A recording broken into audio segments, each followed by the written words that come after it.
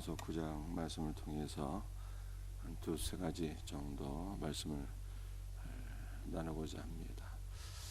우리 첫 번째로 간단히 살펴볼 말씀은 로마서 9장 5절 말씀이에요. 조상들도 그들의 것이요 육신으로 하면 그리스도가 그들에게서 나셨으니 그는 만물 위에 계셔서 세세의 찬양을 받으실 하나님이시니라.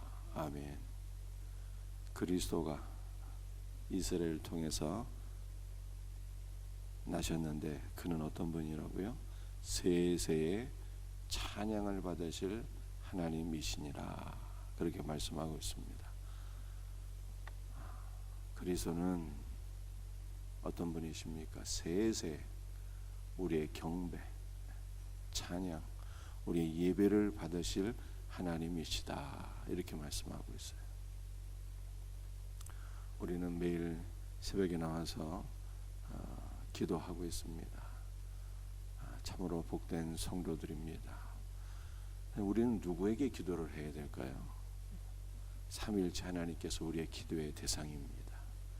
그런데 로마서 9장 5절 말씀을 기초로 해보면 그는 세세의 찬양을 받으실 하나님이시라고 그랬는데 이것은 그리스도께서 세세 우리의 예배를 받으시고 우리의 기도를 받으시는 하나님이시다라고 하는 뜻이에요.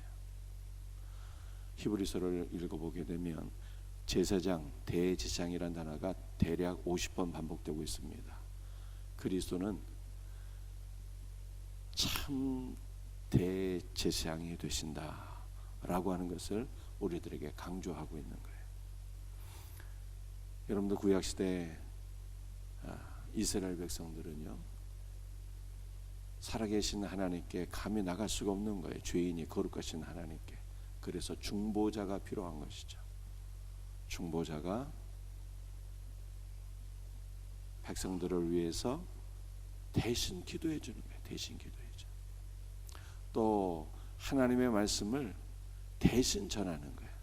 왜냐하면 거룩하신 하나님의 말씀을 직접 들을 수가 없어요. 죄인은 하나님께 나아가서 감히 기도할 수가 없는 거고 중보자가 있어서 그 중보자가 하나님의 말씀도 죄인들에게 대언하는 거고 죄인을 위한 기도도 중보자가 대신 하나님께 기도하는 거예요. 그래서 양측의 관계를 조정하고 화해시키고 하나가 되게 하는 직분, 이것이 바로 대제사장의 직분인 것입니다. 그런데 그 대제사장이 누구라는 거예요? 히브리서는요 바로 예수님이라는 거예요. 예수님. 그러므로 우리는 우리의 기도를 누구에게 가져가야 될까? 우리의 대제사장이 되시고 우리를 위해서 보좌 우편에서 중보기도 하시는 주 예수께로 가져가는 거예요. 그럴 때 주 예수께서 우리를 위해서 아버지께 친히 간구하시느니라. 이렇게 성경에 말씀하고 있는 것입니다. 로마서 9장 5절 그리스도는 세세 찬양을 받으실 하나님이에요. 그분이 우리의 예배의 대상이 되시고 우리의 기도의 대상이 되신다라고 하는 것을 로마서 9장 5절이 말씀하고 있는 것입니다. 오늘 나눌 두 번째 말씀이에요. 이 두 번째 말씀은 아주 잘 들으셔야 돼요. 가장 위대한 원칙이 있다는 거예요. 가장 위대한 원칙. 그 위대한 원칙이 무엇일까요? 로마서 9장은 무엇보다도 예정교리를 얘기하고 있어요. 예정교리. 우리 성경 말씀을 한번 읽어보겠는데요. 로마서 9장 10절에서 13절까지 제가 읽어드리겠습니다. 리브가가 우리 조상 이삭 한 사람으로 말미암아 임신하였는데 그 자식들이 아직 나지도 아니하고 무슨 선이나 악을 행하지 아니한 때에 택하심을 따라 되는 하나님의 뜻이 행위로 말미암지 않고 오직 부르시는 이로 말미암아 서게 하려 하사 리브가에게 이르시되 큰 자가 어린 자를 섬기리라 하셨나니 기록된 바 내가 야곱은 사랑하고 에사는 미워하였다 하심과 같으니라. 이삭이 40세에 장가가서 60세에 쌍둥이를 낳게 되었는데요. 쌍둥이를 낳기 전에 이삭의 부인 리브가가 하나님 앞에 기도했어요. 하나님, 저에게 자녀를 주신 것을 감사한데 지금 제 뱃속이 정상이 아닙니다. 어떤 놈이 들어왔는지 뱃속에서 전쟁이 났는데 도대체 이게 무슨 일입니까? 라고 기도를 하니까 네가 쌍둥이를 임신했다는 거예요. 그런데 큰 자가 작은 자를 섬기리라. 내가 에서는 미워하고 작은 자 야곱은 사랑하리라. 이렇게 말씀하셨어요. 그런데 이 쌍둥이들이 아직 태어나기도 전이잖아요. 무슨 선이나 악을 행하기도 이전이에요. 그럼에도 불구하고 하나님께서는 큰 자는 미워하고 작은 자 야곱을 선택하셨고 야곱을 사랑하신다. 이렇게 말씀하셨습니다. 이게 예정교리잖아요. 예정교리.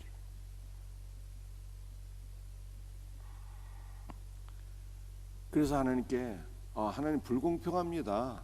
왜 하나님께서 공의로우신 하나님께서 누구는 사랑하시고 누구는 미워하시는 것입니까? 이렇게 질문할 수 있습니다.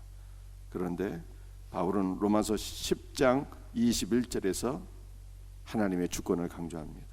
토기장이가 진흙 한 덩어리로 하나는 귀히 쓸 그릇을 하나는 천이 쓸 그릇을 만들 권한이 없느냐. 토기장이가 하나는 도자기로 진흙을 도자기로 만들고 하나는 동일한 진흙을 요강으로 만들 수 있는 권한이 있는 것처럼 하나님께서 어떤 사람은 사랑하기로 정하시고 어떤 사람은 미워하기로 정하시고 이것을 예정할 권한이 없겠느냐. 이 모든 것이 하나님의 주권이다. 이렇게 말씀하고 있는 것입니다. 그런데요, 제가 지금 말씀하고 싶은 것은 예정 교리를 말씀하고 싶은 것이 아니에요. 로마서 9장은 예정 교리보다 더 뛰어난 가장 중요한 원칙이 있다는 거예요. 그 원칙이 뭘까요? 이 가장 위대한 원칙 속에 예정 교리도 박혀진대요. 로마서 9장은 그걸 얘기하고 있는 거예요. 도대체 그 가장 위대한 원칙, 예정 교리도 변화될 수 있는 원칙, 그 원칙이 도대체 무엇일까요?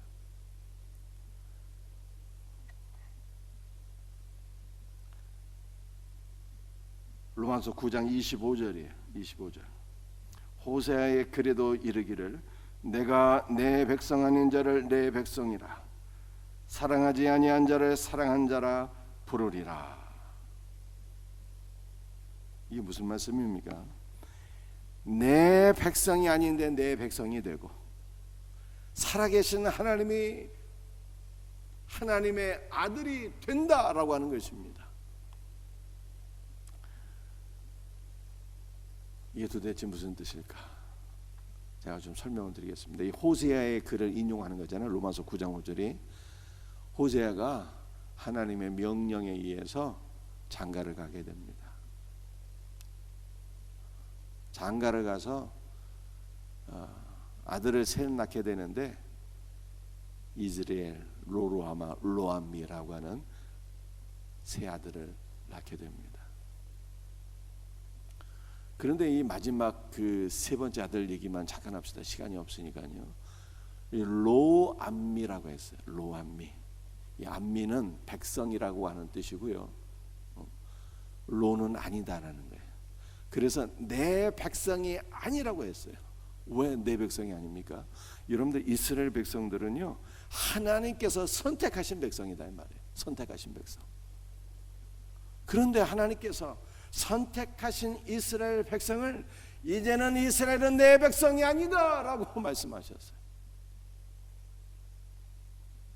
하나님께서 모든 민족 가운데 이스라엘을 예정하셨다는 거예요.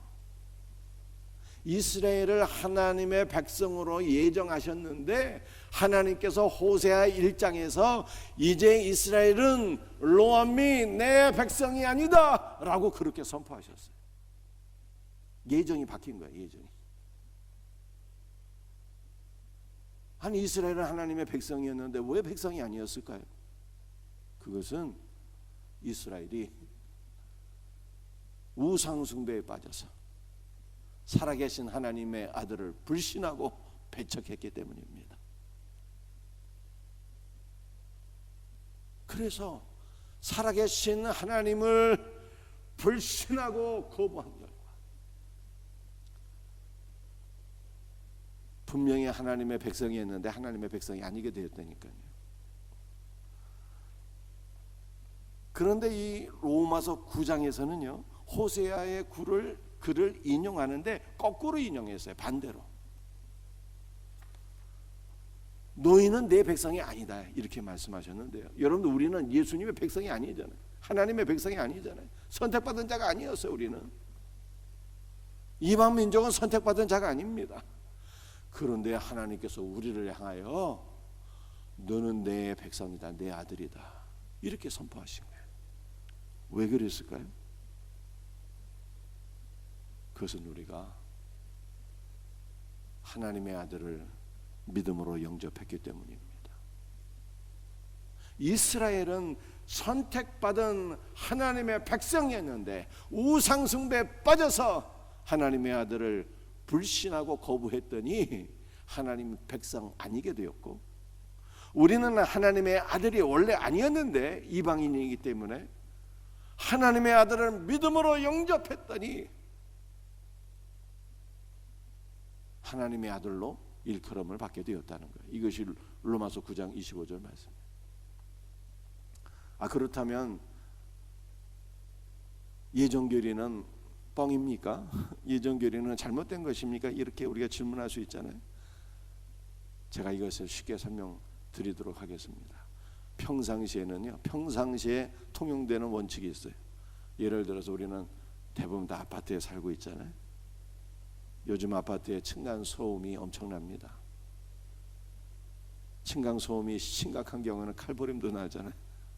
그래서 평상시에 아이들한테 강조해요. 야, 아파트에는 이게 층간 소음이 심각하기 때문에 남에게 피해를 주면 안 돼. 아파트에서는 조용히 걸어 다녀야지. 아파트에서 막 뛰어다니고 여기서 장난치고 아파트에서 뭐 운동하고 그러면 절대로 안 된다. 보통 이렇게 얘기를 하자. 가정에서 자녀들에게 조용조용 걸어 다녀야 된다고. 이것이 아파트의 평상시에 통용되는 원칙이에요. 그런데 집에 불이 나버렸어요. 집에 불이 났는데 말이죠, 어떤 아버지가 아들한테 야, 너 집에 불 났어도 층간소음이 있으니까 조용조용 걸어서 나와라 이렇게 얘기할 아버지가 어디 있겠어요. 불이 나면요 아무것도 소용없는 거예요. 뛰어! 소리치는 거예요. 층간소음이고 뭐고 그때는 다 없는 거예요. 무조건 뛰어서 빨리 탈출해야 되는 거예요. 왜 그렇습니까? 왜 불이 나면 뛰어라고 소리쳐야 되는 것입니까? 뭐 층간소음이고 뭐고 신경 쓰지 말고 무조건 뛰어야 되는 것입니까? 그것은요 아들이 가장 중요하기 때문에 그런 거예요. 아들이 가장 중요한 거야. 아들이 내 자식부터 살고 봐야 되는 거예요. 아들이 가장 중요해요. 동일한 원칙이에요. 하나님께 가장 중요한 원칙이 있는데, 대원칙이 있는데 그것은 아들이에요. 아들이에요. 예정 교리도 있는데 예정 교리를 뛰어넘는 가장 위대한 원칙, 그것은 하나님의 아들이에요. 하나님의 아들을 믿음으로 영접하면 아들이 아닌데 아들이 되고요, 하나님의 아들을 불신하면 선택받아서도 버림받게 돼요. 그래서 바울이 이렇게 얘기합니다. 로마서 10장 13절에 누구든지 주의 이름을 부르는 자는 구원을 받으리라. 누구든지 예외 없이 주의 이름, 아들의 이름을 부르는 자는, 예수의 이름을 부르는 자는 구원을 받는 거예요.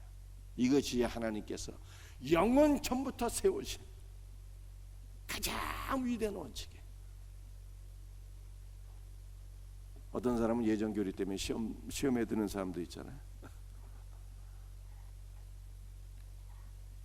공의로는 하나님께서 왜 이런 일을 하시냐고. 그런데 하나님의 주권인 걸 어떻게 합니까? 그런데 실족할 필요가 없어요.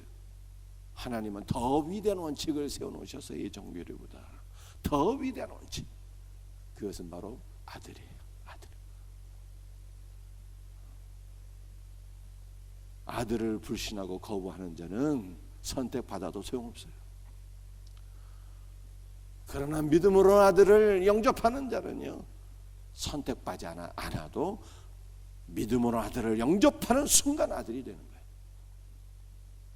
이것이 성경에서 말씀하고 있는 최고의 원칙입니다.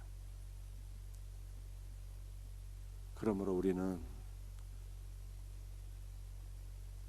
원래는 이방인 선택받지 못한 자들이었는데 이 하나님의 대원칙 하에 아들을 믿음으로 영접하여서 하나님의 아들이 된 거예요.